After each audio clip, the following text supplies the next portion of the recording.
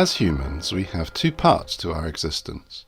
Part A of our belief is a very material calculation in our lives of the positions we hold and the wealth we accrue. It allows us to make progress and to earn a living, to reproduce and to find comfort in earthly matters. It is, however, a mistake to ignore the other side of human nature, and this is a spiritual weirdness that some people try to ignore as they focus purely on the material side. The material side of humanity does not bring joy, satisfaction, or love. It is purely mechanical, and it dictates that we are but animals who have a limited lifespan, and that we will die with little meaning other than the pursuit of pleasure. This does not sit well with the illogical side of our brain in the shape of Part B of our belief.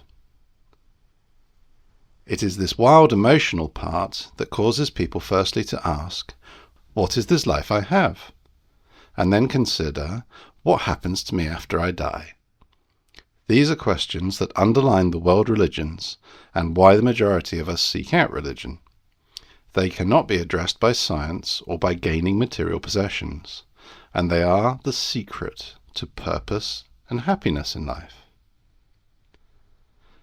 I should say that I believe in the idea that you have a God-shaped hole in you, and if you do not fill this with God, then you will inevitably fill it with something else to become unhappy and a corrupt being.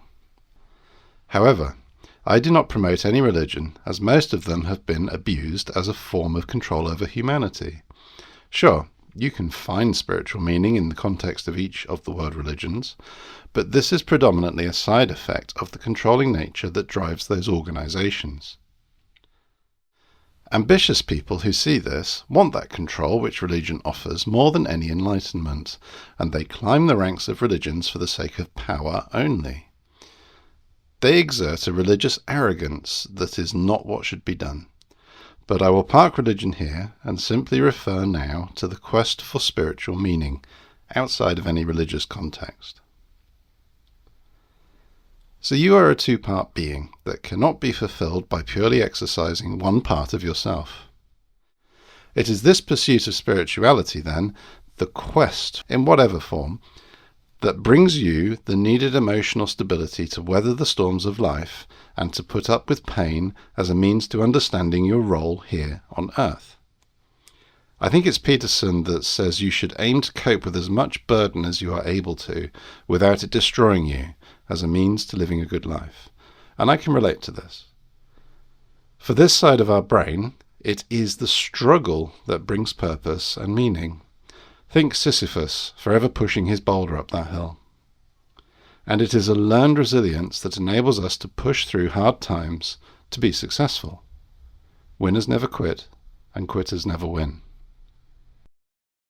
With a mindset like this, you will be able to question the whys of the world and learn about how different cultures address them.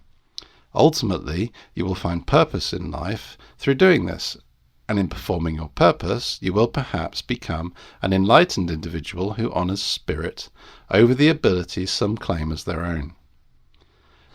Doing the right thing when others are not watching is also part of this mindset, or even if they are watching and telling you to do otherwise.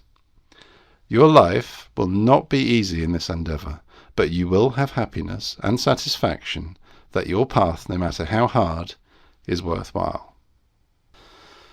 As for the afterlife, you may attain certain experiences on your spiritual journey that will open your eyes to things beyond the material, to miracles, and to the meaning you seek. This may be seen as an evil, Gnostic approach to some, but trust it is not the devil's work to find answers, and you will obtain peace and confidence over the anxiety that simply faith brings. The opposite to this formation of God in the human brain is desperation. To dismiss the spirit outright and to focus only on self and what one can acquire and build in life is a path straight to hell. You will leave yourself open to arrogance and depression, believing you are better than all others because of what you've personally achieved. Equally, knowing that you lied and cheated and stole to get what you have, and now you have to live with that knowledge, leads you to a very dark personality. You will be constantly anxious and horrible to be around. People will pretend to like and maybe revere you, but it will be only as long as they're getting something in return, or until they depose you. So you will grow to fear your fellow man out of a need to protect what is yours, essentially corrupting your innocence and inner peace. In trying to gain more and more, you will do worse and worse things, and slowly your humanity will die, and with it, any chance of enlightenment.